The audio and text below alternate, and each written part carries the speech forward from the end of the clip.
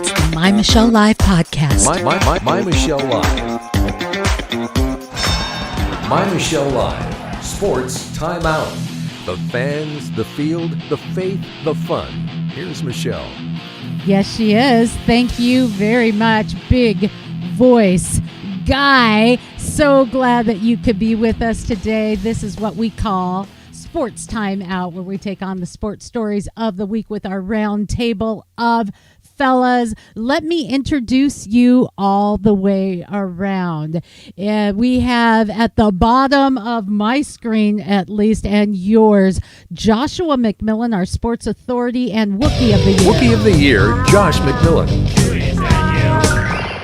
Yes, we do. And then we have with us Brent R. Baker. He is an author of a great book we'll talk about a little bit later. He's a sports writer. He's a sports reporter guy. He's a sports photographer. He takes great pictures of the moon as well, Brent R. Baker. Yeah. Author, photographer, Brent R. Baker. We have with us Rich Hallstrom. He's our encyclopedia of all things sports, author of Thunder Sports Network. Encyclopedia Rich. The encyclopedia. And the man himself. He's the author of Athlete in the Game of Life, Matt. He's the man. He's the man. He's the man. He's the man. And so me, I'm just me. I don't have a song. I have a theme. We need to get you to write a book. Right. That seems to be the only non-common denominator right there. Well, that's just about the only way you're going to get on this show now. I like it. Ladies and gentlemen, it is time to take on Sports.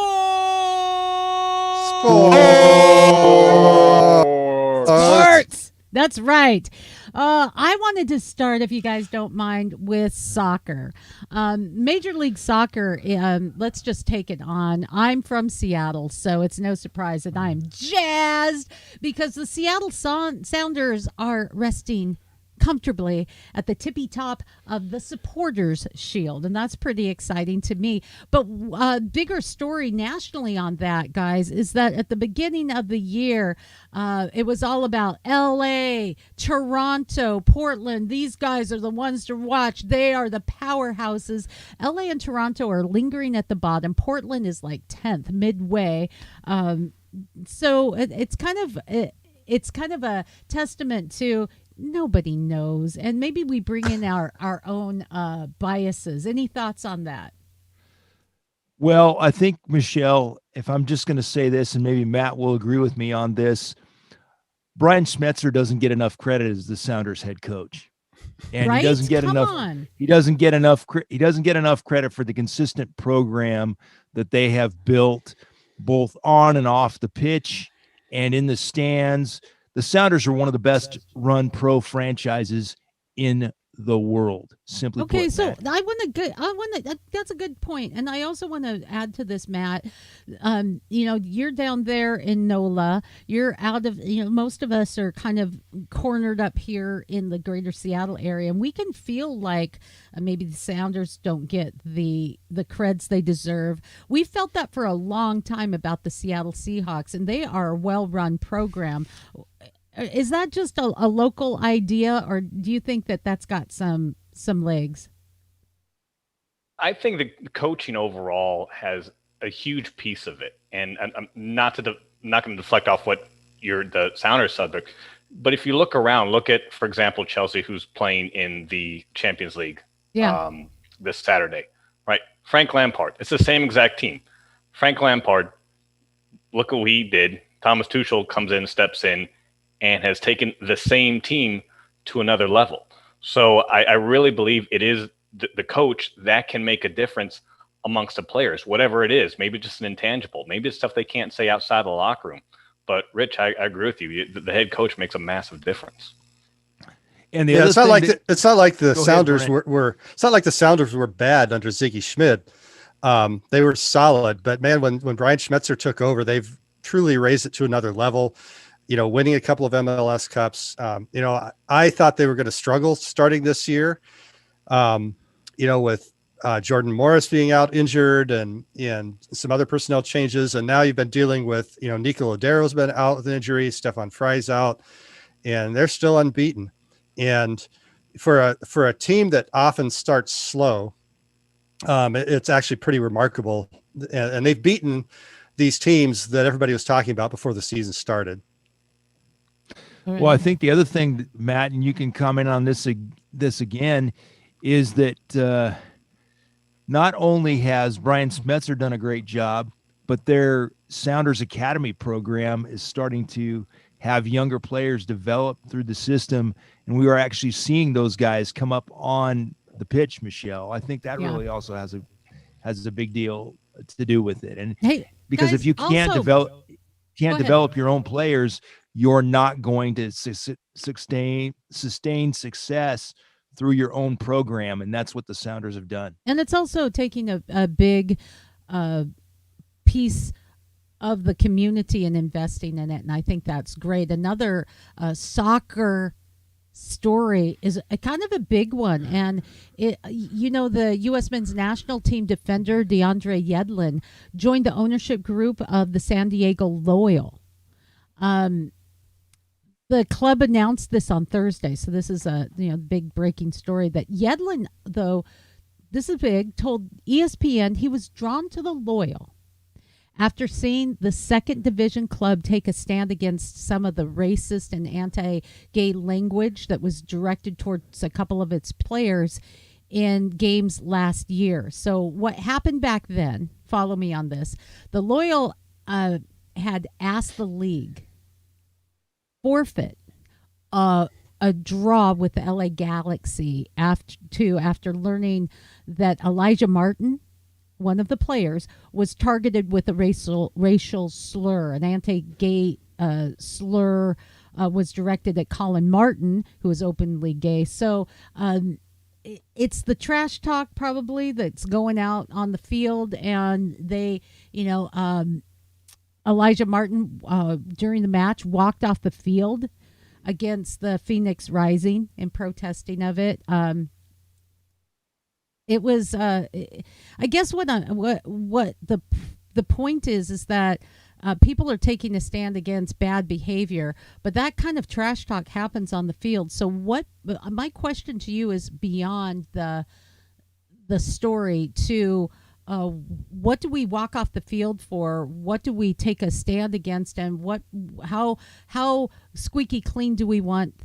Should we demand the playing field to be? Anything that doesn't belong on the playing field doesn't belong on the playing field. Period. Okay. I'm going to agree with you, Rich. I'm going to agree with you on that. Trash talking is one thing, and there's nothing wrong with that. You suck. Mm-hmm. Your mama stinks, whatever it be like that. Now, wait a minute. As a mama. But when you take it to out. Wait a minute. But when you take it to you stink. Yeah. Well, if it is what it is. But if you take it to another level, again, skin color, sexual orientation, things like that doesn't belong on the field. That's got nothing to do with your performance in your athletic skill. I agree, Rich. Yeah, so was this an on-field? Was this an on-field incident, or was this something from the stands? It seemed to be something on the stand. So Elijah Martin was targeted with a racial slur. He walked off the stands field. From the stands or on the field? It looked like it was on the field, from what I understand. Now, someone can correct me. So it was a opposing player on the field.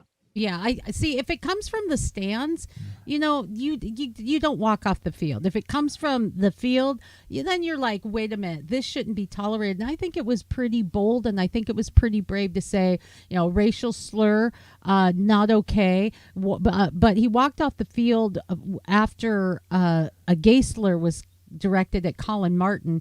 And, I think it's pretty good to say we're going to take a higher stand. I want sports to be something that kids can look at and say, this is the way things should be. I want to go into a sports stadium and see a higher level of of integrity. That's something fabulous. We all get behind that. We also see a lot of stories where you see sexual indiscretion and abuse and assault and cheating, and you go, oh, boo, bad. Boo, bad. Good. Those lines shouldn't be crossed, Josh. And I don't think it's ridiculous to ask a higher level of integrity from people that are making millions of dollars to play a game. Okay. Okay. I mean, let me bring some. Unless someone else wants to comment, let me bring something else into the conversation. Just think of it like this. Though. I mean, a lot of us are in other careers and the like, and are we expected to have any less of a decorum or any less level of integrity in our jobs? No. And how many of us make as much as the sports players that we're talking about? How many of us are making hundreds of millions of dollars over the course of our careers?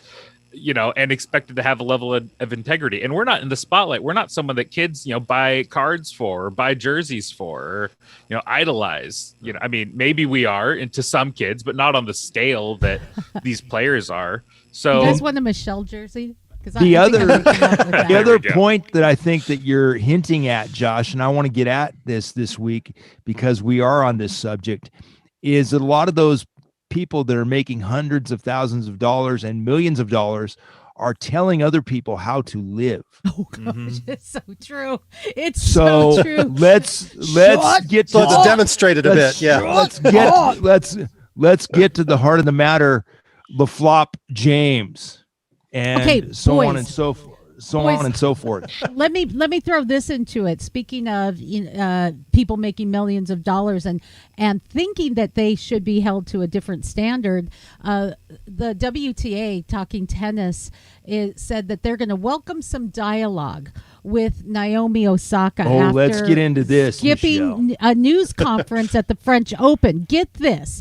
World number 2 Naomi Osaka made this decision to boycott a news conference at this year's French Open because Osaka said, go ahead, Michelle. Let me finish and then you can correct me and do all of your rich stuff, but give me a second here. Osaka said the nature of questions can impact players' mental well-being. You might ask me something that makes me uncomfortable, and that's not okay because I gotta play tennis, and that's what I'm here to do. So hello snowflake, hello prima donna. That's just my opinion. I'm opening it up. Rich, rock and roll with it. Well, let's say this. First of all, mental health is nothing to joke at.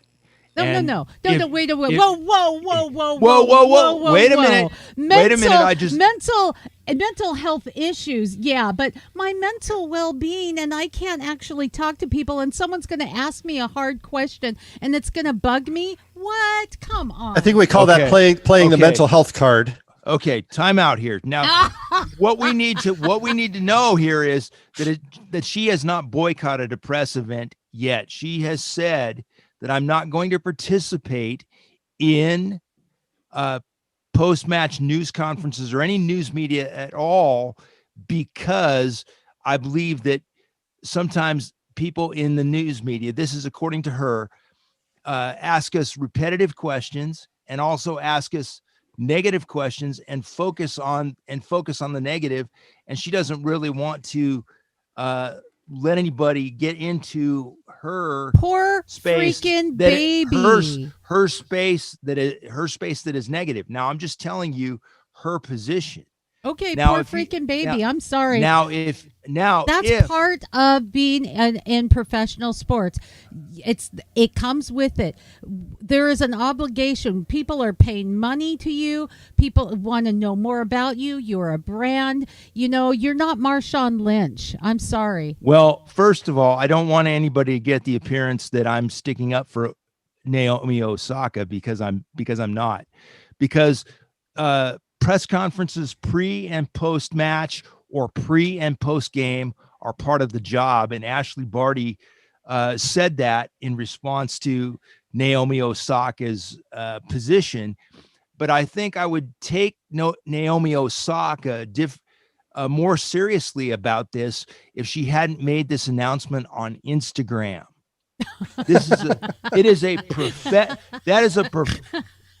That is not where you make professional announcements, is on Instagram. Now, Naomi is currently worth $55.2 million. If she has mental health issues related to doing the press conferences or doing other things related to her job as a professional tennis player, then she needs to get help for those.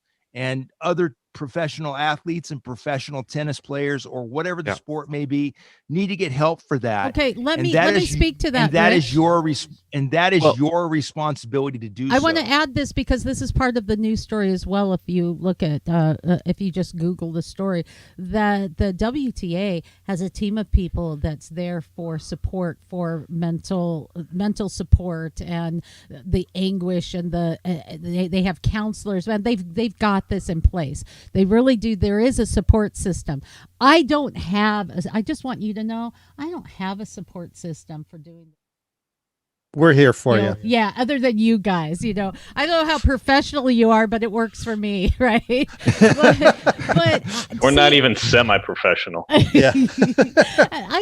I think Lucy at the stand in the Peanuts cartoons makes more money than we do as a psychiatrist. I got you. There's been here, other baby. tennis players that have chimed in on this. I mean, especially Rafael Nadal was a big one that he said, I understand her, but for me, without the press, without the people who are writing the news and achievements that we are having around the world, probably we will not be the athletes we are today. And he's won 20 majors throughout career. And he makes a great point. Like we're not making the money we're making without talking to the press. Like this is part of the job. And then one of her, let me pull it up here. One of her competitors actually said, we won't have the recognition that we have around the world. We will not be that popular without it. And then Ashley Barty from Australia. Yeah, she said, we know what we signed up for as professional tennis players. I can't really comment on what Naomi is feeling or her decisions she makes. At times, press conferences are hard, of course, but it's also not something that bothers me. I've never had problems answering questions. It's not something that has ever fazed me too much, and it certainly doesn't keep me up at night. Okay. What I say or hear when you guys ask me. And some good points there is that this is part of the job. It's like, don't go into a sales job expecting not having to talk to people or sell people something. There you go. If you want to be Excellent a professional point, athlete, there are some, like, if you want to be a professional athlete and you don't want to talk to people, go play on the offensive line of a team, in the NFL. And then no one cares about talking to you as long as you're doing your job. No one cares. That's one of the few positions. But I'm going to use an example, and then I want to get more of your thoughts, guys. Just this week, I was at the NASA Space Center. Boy, did I enjoy seeing the achievements that we could do to actually travel in space, to walk on the moon, the design, the mental capacity, the mathematics that boggles the mind, all of that. It's great. And I got to stand and even touch the podium that JFK stood behind when he gave a speech that said about going to the moon. We're not doing this because it's easy. We're doing it because it's hard. Have we lost in America the ability or the desire to push through something hard? We want it handed to us easy. We want the participation medal. We want to be able to get all the glory, but we don't want to do what's hard to get there. When we talk about sports and an analogy for life, we forget that it's the blood, sweat, tears. It's the hard things. It's the losses. It's the things that make us uncomfortable, and we freaking overcome, that makes us wonderful. And as we go into Memorial Day weekend, we're gonna, here's my shirt, raise a glass to freedom, because of the freedom here in the U.S., because of the veterans who did the hard thing. We have this freedom and this liberty to shoot for something great, not because it's easy, but because it's hard. Boom, I'm open. We've lost our Bring competitive edge, is Bring what it. how I will sum up everything that you said, Michelle.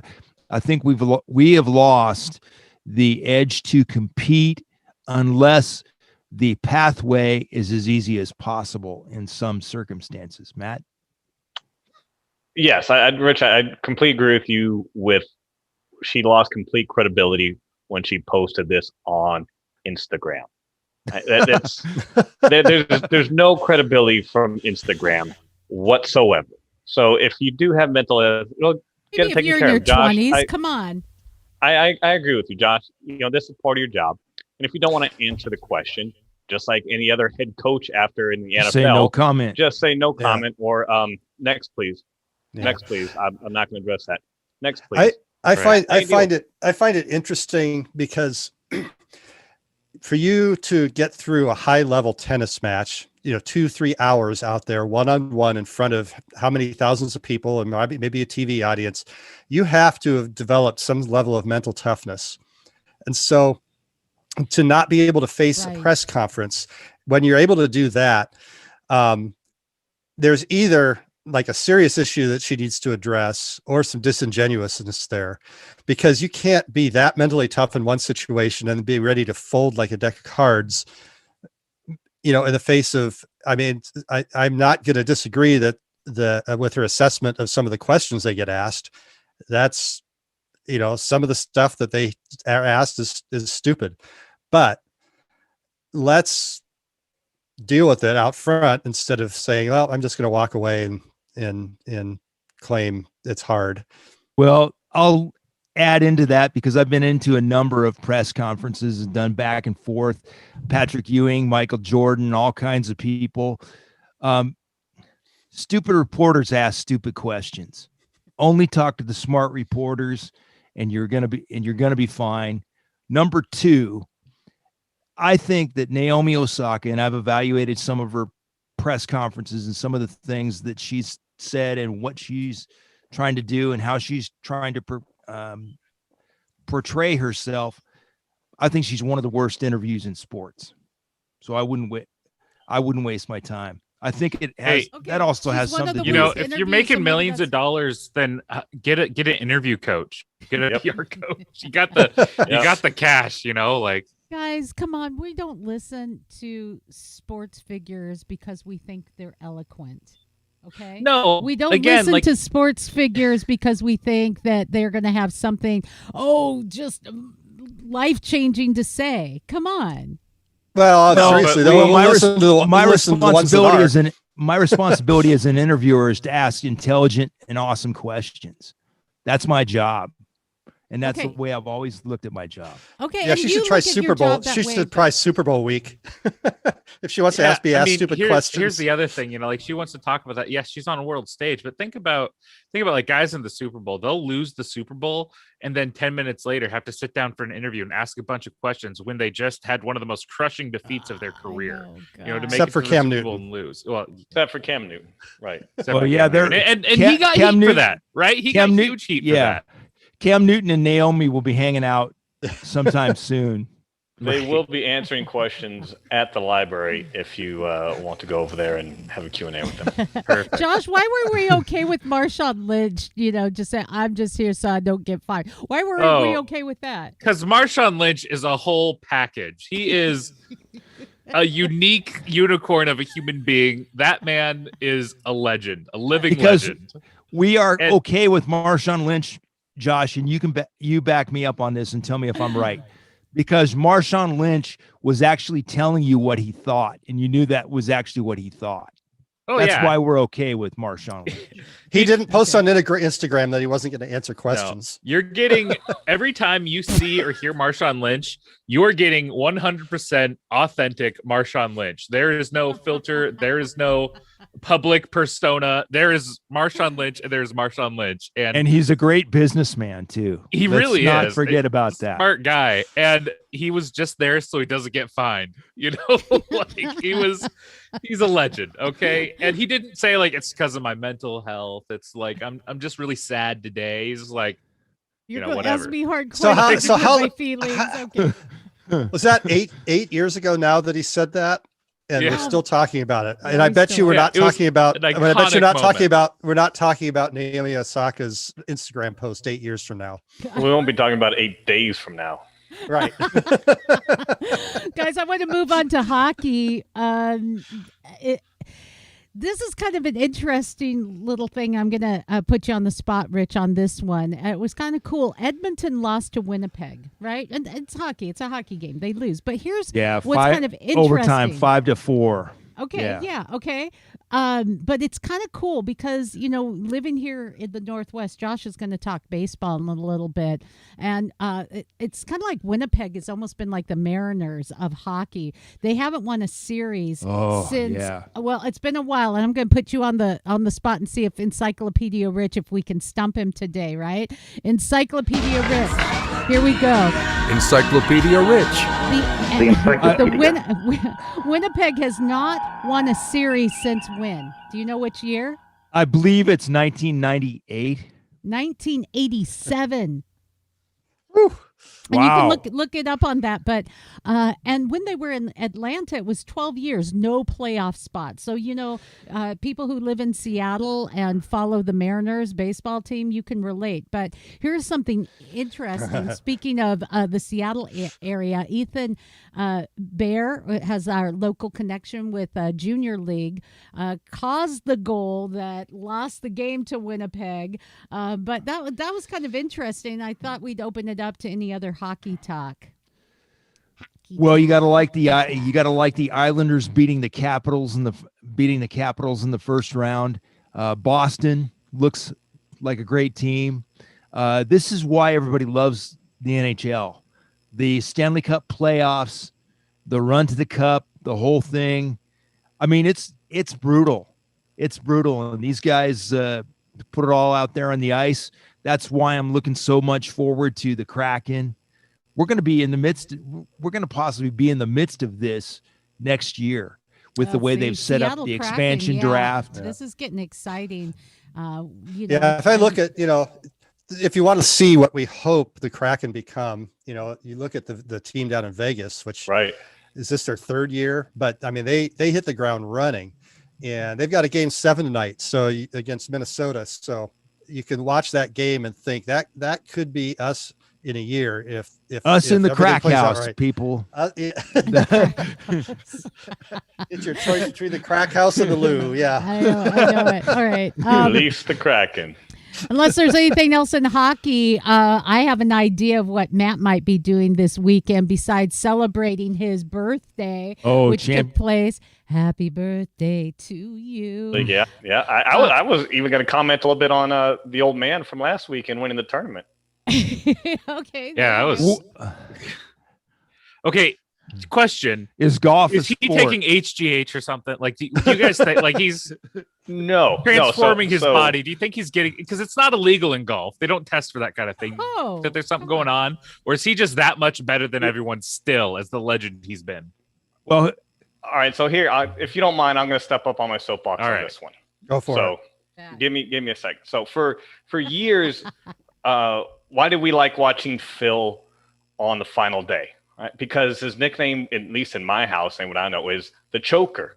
Right? He goes out and he chokes on the final day because he just makes bad decisions. The joke of his caddy is, well, you got about 215 here in the middle of fairway, or if you wanted to cut the driver, 337, you could do that. But let's just go for 215. No, I'll give him the driver.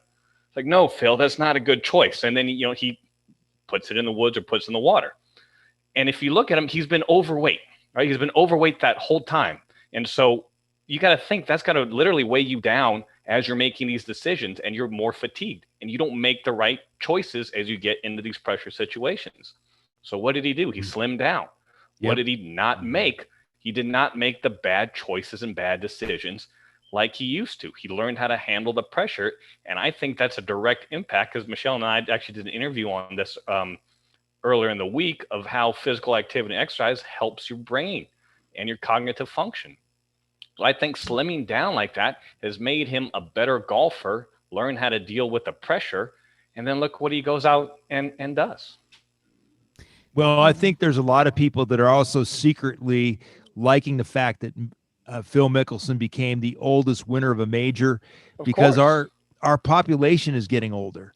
So, of course, I mean, that's why we have more of a connection with that as an ordinary everyday person. A few years ago, Tom Watson took the British Open to the final round right? Tom Watson, who was way over 50 at that point in time, I forgot who he lost to, but he couldn't handle it. I think again, just age and fatigue and the pressure of that moment that he was in. But I firmly believe that with Phil lightening up a little bit, learning how to take care of his body, he was in better condition now to outlast these other guys, plus his experience.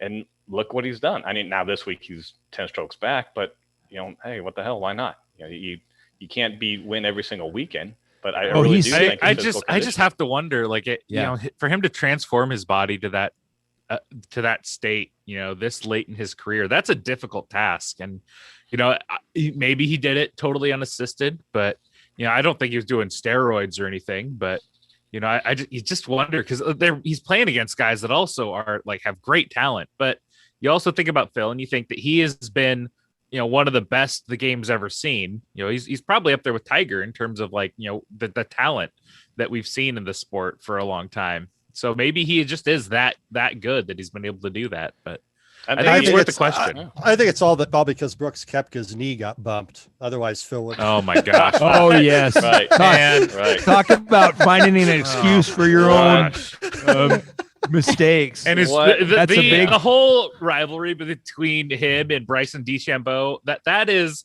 the reason I follow golf at all right now, because he is living. They're trying to make the NBA. Yeah, Shambo is living rent free in Rich Kepka's head. He is in his head so hard. I think it's not only. I'm here for it. It's not only rent free. I think he's his landlord, man. Oh, he may just actually own the place and rents it out. That could be.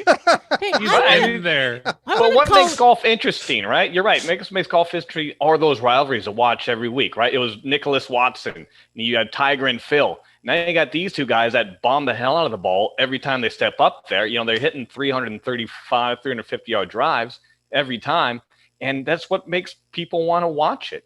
Is that little nitpicky stuff. And the PGA hammered, and I do mean hammered, the NBA in ratings.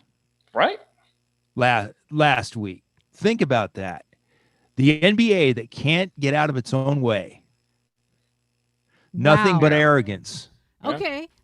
Yeah, and that's something, and I gotta say big. this too, because I've been, I do think that baseball can bring it to baseball just a little bit here. We'll get to it more later, but baseball, it can use a little bit more of pumping up their personalities and highlighting their players and getting them out there a little bit more. If they're not afraid of interviews, yeah. Well, right. But I've been so. We need baseball to be more interesting in the off season. It needs to be more like the NBA. And you're like, no, absolutely not. The NBA is eating itself with its drama that makes it, the whole off season is like watching a soap opera. I don't watch sports so that I can watch daytime Days of Our Lives is not what I'm looking for from sports. Do I enjoy the occasional rivalry and the little chippiness? But NBA has gotten too far down this road. And it's like you don't even care about the season anymore, or the playoffs, because you feel like they've written it in. All right, these are the teams that are going to be in these situations, and they're going to get to this. And you can almost predict the whole season, the whole postseason. Okay. Well, Josh, that goes right back to the point that, and I don't know if you guys talked about this last week, but the NBA is even talking about a mid-season tournament. That's their regular season is completely irrelevant in the sports landscape. Yeah, I know. And they don't even have MVP. Their MVP is really just who's the best player on a good team. It's not really about who's the best player in the league anymore. It's who's the best player on the best team. But guys, that's not just that. It's also I would say it politics. has been. LeBron James was MVP when he was in Cleveland a couple of times, and Cleveland team was awful and they couldn't make it through the playoffs when he was there, and he got MVP then because he was the best player in the league. I think at points it was like that. If you go further back than that, I think that they had a better history of that. But now it's just there's players that should have been considered for MVP, totally not, because their team was not one of the top 5 in the league. Yeah, and that's a frustration. But as I said, it's also politics. Come on, politics. People are everything's over politicized, and we are freaking sick of it. I don't care whose lives matter other than the lives that are on the basketball court until you're done. I just want to play the game. The things that are important to you are important. Don't let me negate your passion. Don't let me negate things that you want to change or the difference that you want to make. I'm happy for you. But right in that moment, can we all just come together, even if we disagree politically, even if we're voting differently, even if we look differently? I don't want to hear racial slurs, and I don't want to hear who you voted for or what you believe. I just want to watch the dang game. NBA is too politicized. And as you pointed out, Rich, golf has dwarfed in ratings the NBA. And so I think that answered someone's question at the beginning of this conversation. Is golf even a sport? Who asked that, by the way? Who said that? I actually did that. Rich did. And here's why.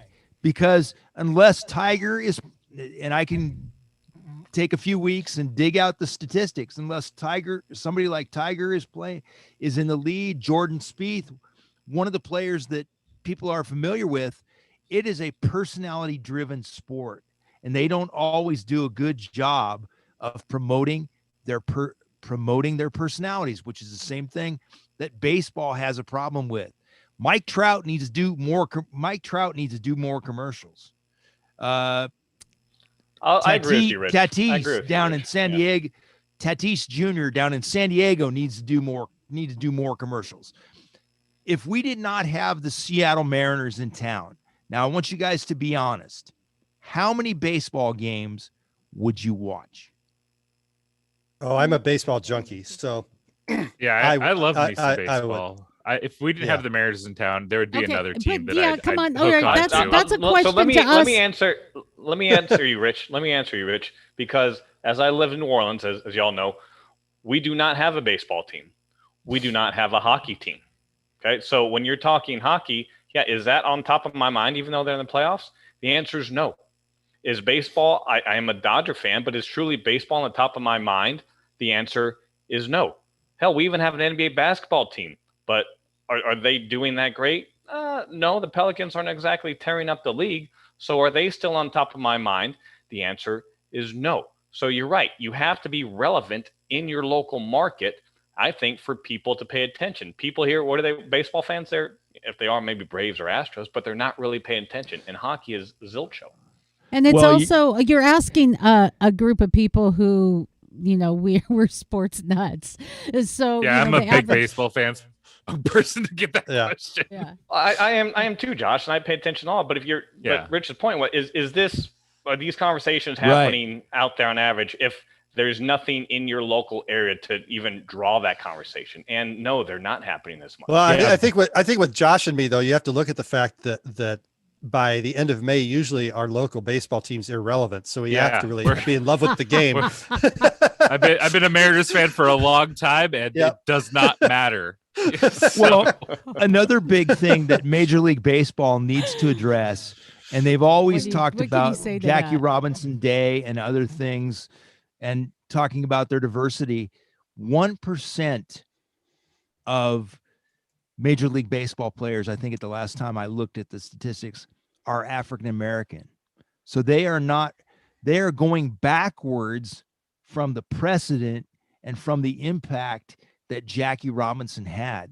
And Brent, I know you said several times that baseball does a good job of celebrating its history. I would say that baseball does an occasional job at celebrating its history, but it does not connect its history to the present. Well, so I think that the reason that that's not happening as much is that, like, you have a huge portion of the league is Latino, because that's huge there. It's in the culture there. It's big there. Here, baseball is not as flashy as it used to be. It doesn't have the same swagger as when Junior was playing out there with his gold chain and his backwards cap.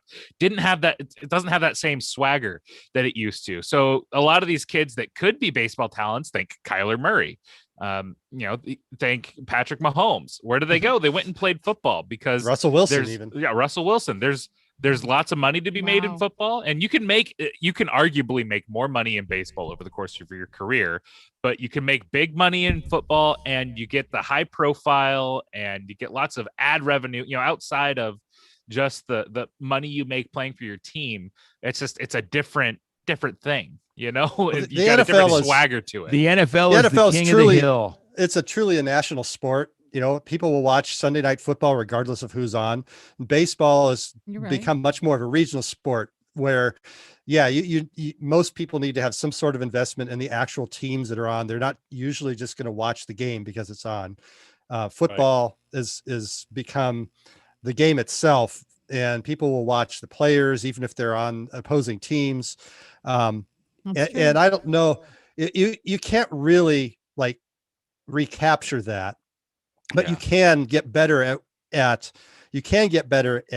helping people see who your stars are and celebrating them.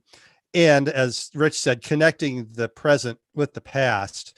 I always love it when I hear one of these young players and they find, when they're aware not only of a record or whatever they're breaking, but, if somebody had a 50-game hitting streak, if the guy is talking about Joe DiMaggio, who had a 56-game streak that will probably stand forever, appreciating that history, to me, it means a lot more than some guys like, oh yeah, Joe DiMaggio played 70 years ago. Yeah, I didn't even hear of him until... And I gotta say, I think connecting history, I think that's one of my favorite things about baseball, is that every time I pop on and listen to the radio broadcast or watch the game when I can, thanks Root Sports, please make it easier to watch those games. Amen. Every time I do, you hear the guys, Rick Riz, Eric Goldstein, Dave Sim, they're always bringing up all the stories. Like I remember back in the day with Dave Niehaus, or telling us the stories of the history, and you get a history lesson about baseball every time you listen to a broadcast. Every time, and it's great. And that's what every team's local hometown broadcast does that, and that's what keeps it interesting. I think that's what makes baseball a radio sport. Right? It also makes it a family and a friend sport. I often say I'm going to a Mariners game tomorrow night with friends, and it's a friend event. You go, you sit in the stands, you have lots of time to talk. It kind of brings us back to center, and we need it. We need that. And as we are talking about baseball, Josh, why don't you give us a little baseball report? I think it's time.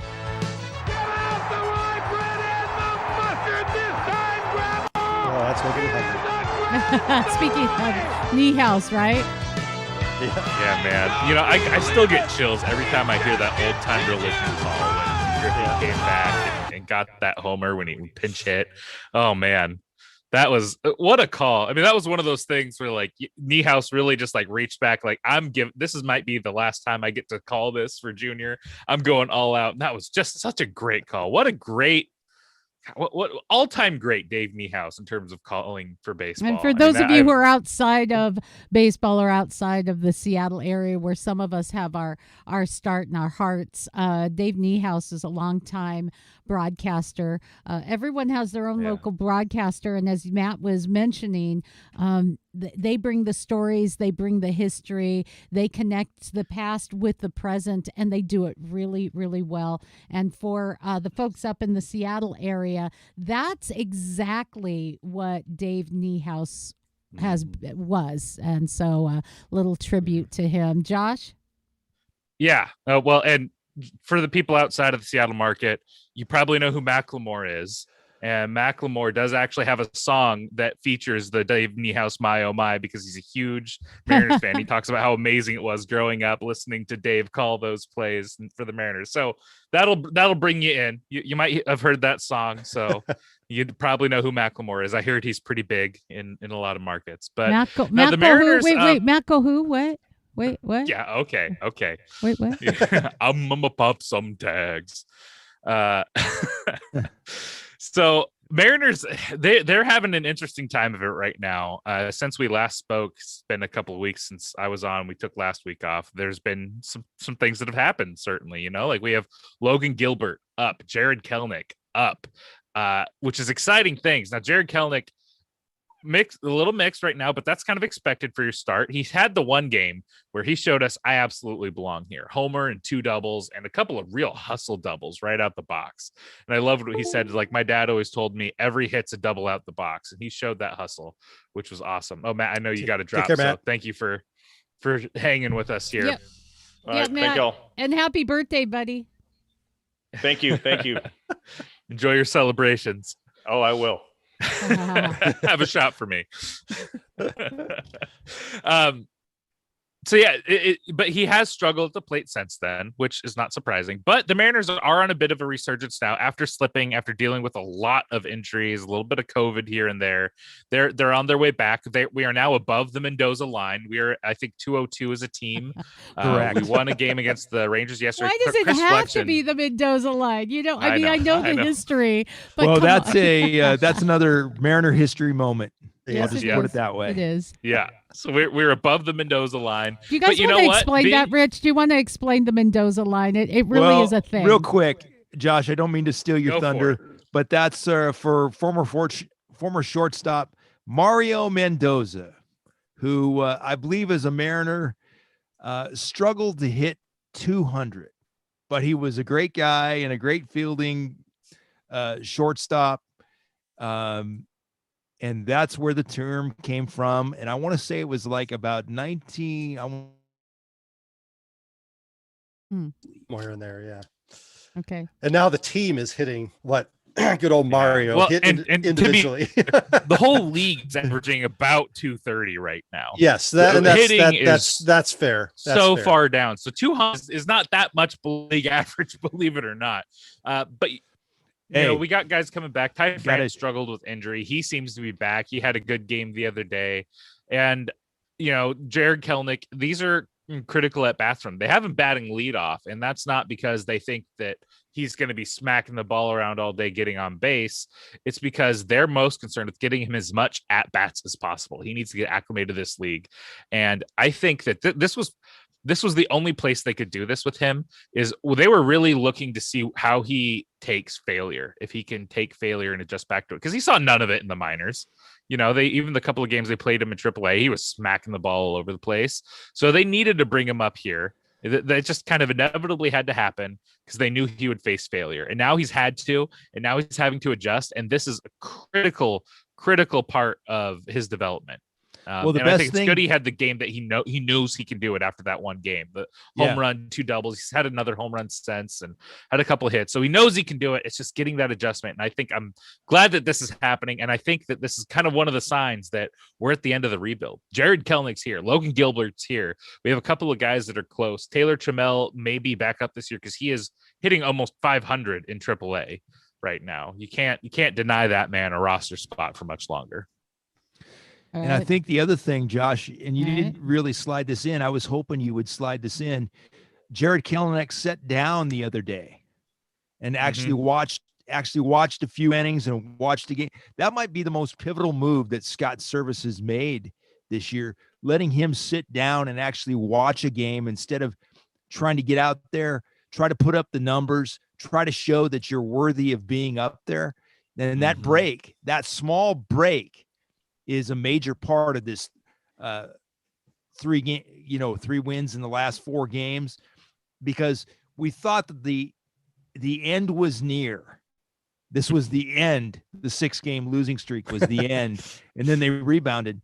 But you're right, Josh. I think this is good signs that the rebuild is actually a rebuild. Yeah, this time. Yep. Yeah. And the next steps, I mean, we have a lot of young guys that are kind of up right now. We're half AAA roster somehow right now. And we have guys like Nottingham and the like that are up, and Shane Waldron. Not Shane Waldron. That's a new coach for the Seahawks, but another Waldron. Donovan Walton. Walton. Yes. Sorry. Yeah. And, but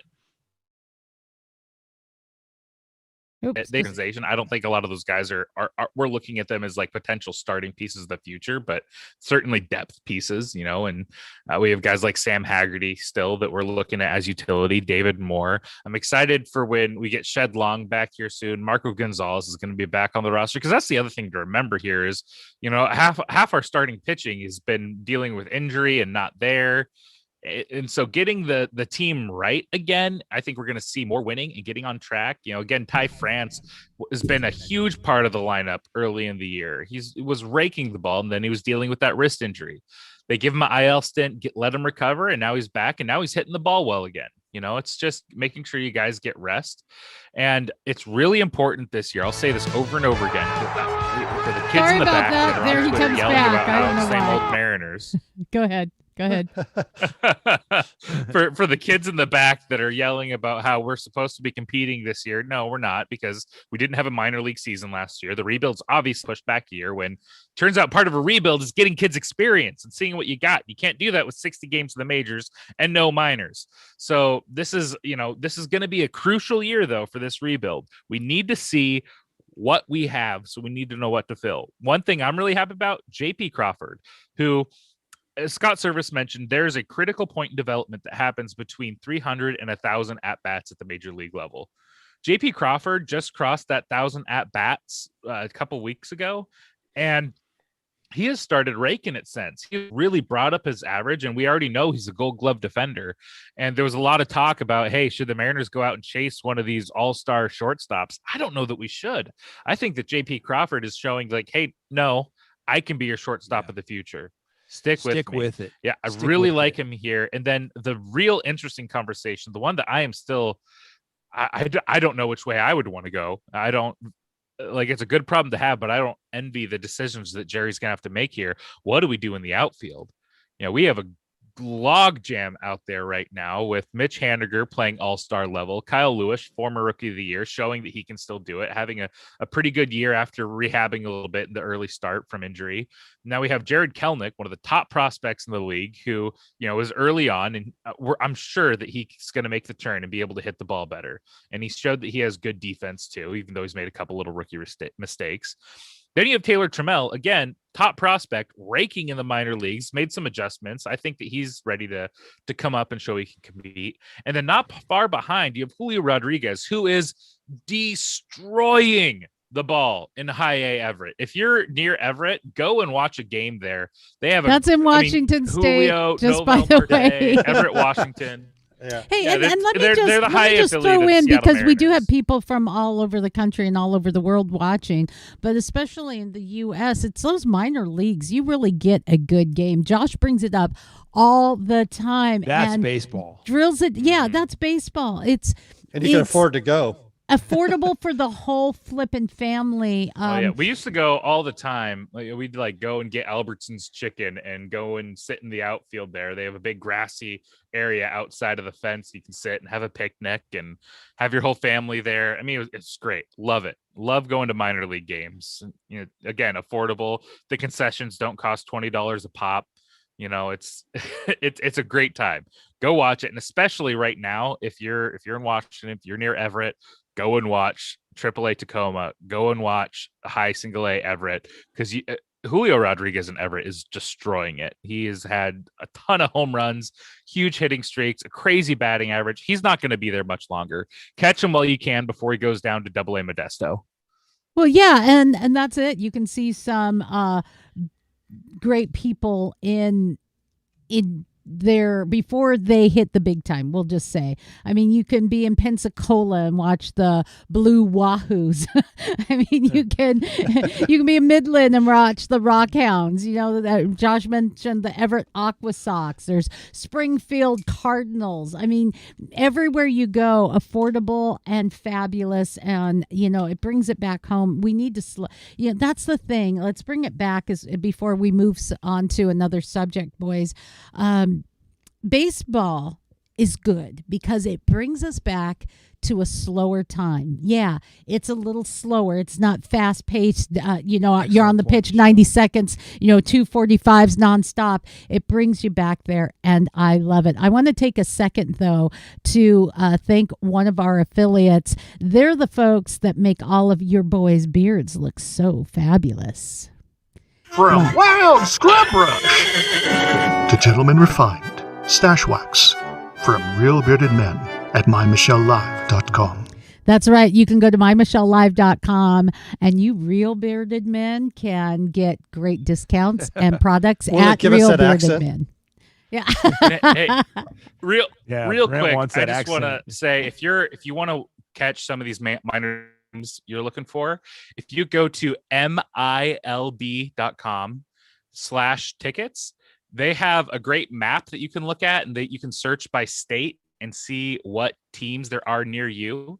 Like if I just go down their state, I look at Washington, they got the Everett Aqua Sox, high affiliate of Seattle Mariners, Spokane Indians, high A for Colorado Rockies, Tacoma Rainiers, AAA for Seattle Mariners, and the Tri-City Dust Devils in Pasco there for That's Los a great Angeles name. Angels. That's a Yeah, great right? name. That's a great name for Tri-Cities. But they have that. You can look at any state. You can see what teams are. There's teams in every state.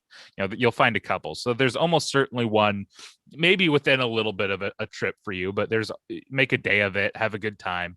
Find those and support your minor league teams. milb.com/tickets. I like it. Thank you, Josh. I want to move on to football as we get towards the end of our broadcast today. This was a really neat story. Jacksonville Jaguars' new acquisition, Trevor Lawrence, is given some praise and some love to Tim Tebow. He says Tim Tebow's a guy you want to be around. Now, I want to give a little love out to Tim Tebow, because how many people do you know have a brief stint in the NFL, walk off the field and, maybe even have come back, but, have kind of gone into obscurity. People don't follow. Tim Tebow has been relevant, and he's been relevant for one reason and one reason only, because he's a good guy, he has integrity, and he's a man of faith that has not wavered on that faith. He hasn't insulted others, he hasn't put people down, he hasn't used slurs to say or an air of spiritual superiority. He's just a guy who loves Jesus, lives it out every day, even though he came under fire in the past over it. He's a monster of an athlete, and we're still following him. And now, as he takes on a new role with the Jacksonville Jaguars, he's getting lots of love, guys. Integrity personified. He's not perfect, but he's really living out the mission that Jesus has given to all of us.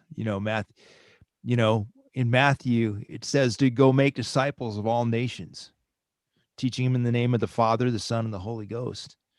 So, Tim Tebow is a great example of how you want to relate to people and the way that he relates to his teammates. And Trevor Lawrence is also a Christian. So I'm sure that they're going to have some great conversations. And in that article I sent you, Michelle, about Trevor Lawrence's comments, he hadn't met Tim until this year. But he was intrigued by everything he had done and by everything that he had said, and everyone that he had affected.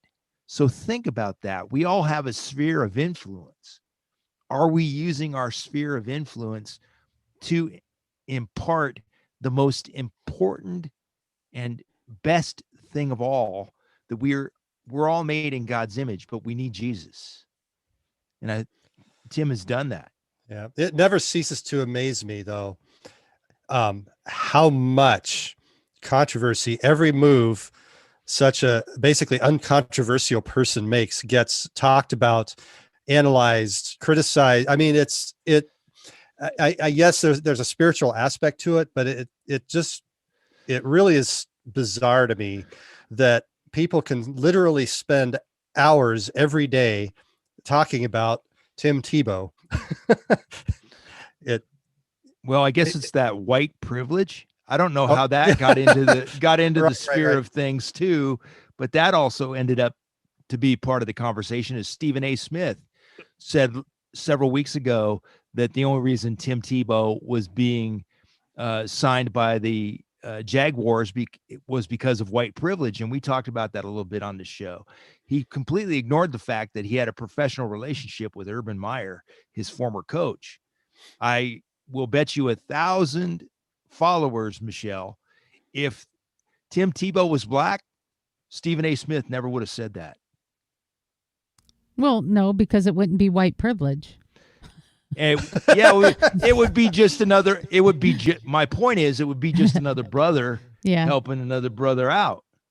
That's why we've got to be the people God called us to be, because the people that God called us to be shouldn't see color or any of the other things that divide us. No, and it doesn't. There's a powerful story here, guys, and that is live out your conviction, live out your faith, but do it in a way that when you do it in a way that is biblically based, something happens that's different than what we're seeing in the narrative in the United States. That difference is love, mutual respect. I'm not tearing people down. I'm not normalizing hate or violence or canceling. I'm not canceling anyone. I'm including people.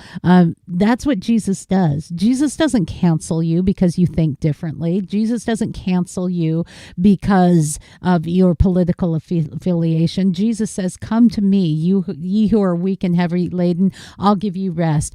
For God so loved the world that he gave his only begotten son. Not that for God so loved the whites, or God so loved the pretty people, or God so loved this or that. God so loved the world. He loves the world. And in that, we're all playing then on the same team, and we can support each other in that. I love that story. I love that. We have lost a couple of our players today.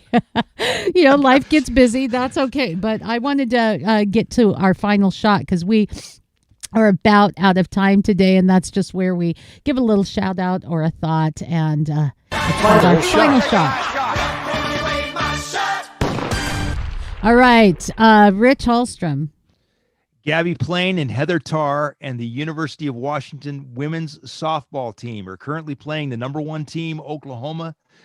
And Oklahoma's got a great offense. Last week, Oklahoma beat Wichita State 24-7 to make it to the Super Regionals. The Huskies are their opponent this weekend. They're on ESPN2 right now. Go check it out. All right, Brent R. Baker. Well, I don't know if you have any Cubs fans out there, but Javier Baez, man, made a place. I mean, made the Pittsburgh Pirates look like little leaguers the other day. If you haven't seen the play, you need to look this up on YouTube or something.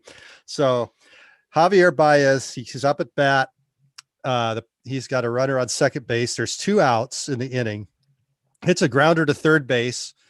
Third baseman throws to first, and the throw's a little off. So Baez is running to first, and the first baseman comes off the bag, gets the ball, and instead of going and tagging the bag, he starts chasing Baez back down the first baseline towards home plate. All he had to do was step on the bag. But in the meantime, the base runner comes all the way around and scores.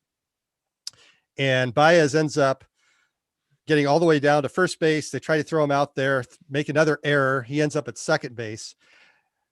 The guy stole a run for his team by getting caught in a pickle between home and first base, which, I mean, I don't think I even saw that in Little League.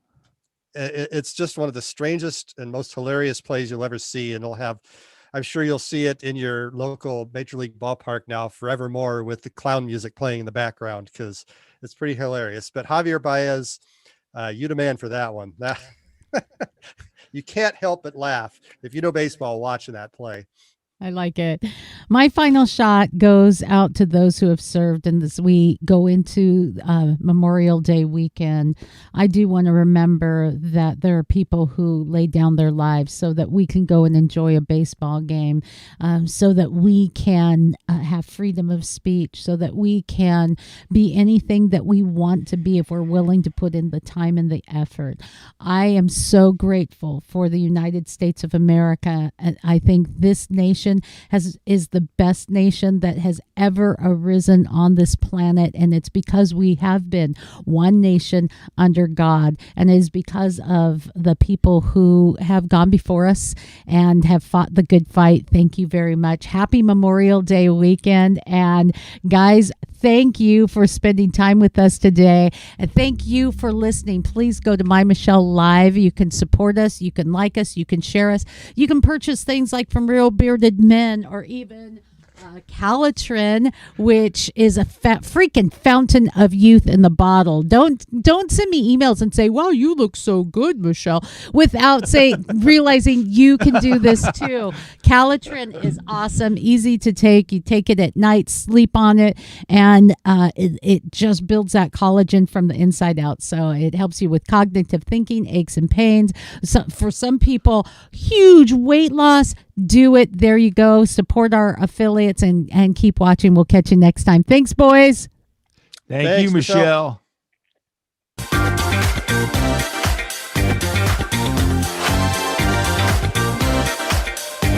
For more fun, go to MyMichelleLive.com.